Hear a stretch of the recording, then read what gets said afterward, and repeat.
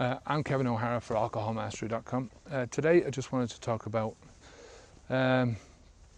finding your reason why. I talk about this a lot because it sort of is an important part of the whole process of moving yourself and motivating yourself to stop drinking. When I stopped, or before I stopped, I suddenly realized that my son was the welfare of my son, what my son thought about me, and his life moving forwards was a lot more important to me than drinking was. That drinking was giving me a sort of a level of pleasure in life. There's no doubt about that. But it was bringing me a lot of pain, and a lot of that pain was focused on him and how my drinking was affecting him, how my drinking was influencing him, all that kind of stuff. For me, it's one of the major stumbling blocks that people have in trying to quit drinking, is that they can't find that reason why. You have to find this, you have to search for it yourself. This is the one major thing in your life which will focus your energies more than anything else. And everyone's got something, everyone's got something that they care about, and that they can see disappearing because of their drinking, and they know that this part of their lives would improve because if they did stop drinking. But that's what you have to, if you have to sit down for a fucking week and think about this and try and get it focused and cemented in your mind, then do that, because this is generally going to be the best bit of thinking that you're ever going to do. I drank throughout my son's childhood, throughout his teenage years, and it was only when he got into his 20s that I stopped. And it doesn't make me a shining example of being a good parent, it's just, but I'm not beating myself up about this. It's happened, it's gone. I was a good parent in other ways, and I've totally changed now, but I can move forward now and be that moral compass that he needs. He's moving into fatherhood now. I'm going to become a granddad very soon, and it's another role for me, and I'm stoked absolutely that I don't drink, and I've got those sort of 4 years behind me now where I don't drink.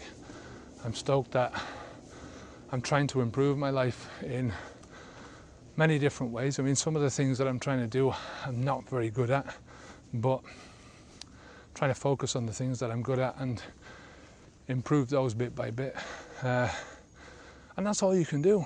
You focus on your strengths, get rid of the shit in your life, and focus your energies on the things that you know that you're good at. You can add other things bit by bit, but get in there and be the best person that you can be. If not for yourself, then for somebody else. Children are I think they're a great reason to do anything, your own children. For me now, it's going to be my grandchild, so I'm really looking forward to meeting her. And yeah, it's like I'm getting a new lease of life out of this. And I think from a certain perspective, you've got. I think the only way to teach people is by example. Doing. By either them seeing you doing or by them doing themselves. I think you can read as many books as you want, but you'll learn more in an hour in doing something than you will in a day reading about something. And I like to think that what I'm doing now is just teaching my son how to live a healthy life, and the rest of it I think will fall into place. I think health is your most important asset. Health and time, and the more health you've got, the better use you can make of your time. And with your children are your legacy. There's the things that you leave behind. And for me, it's just the way I look at it now is, I was brought up in a world where people drank, where people smoked, where people ate crap foods. And I'm not blaming any of those people, that's just the way it was. But you have the opportunity to turn that about face and start a new legacy, you know, to start something new with your children, to point them in a different direction.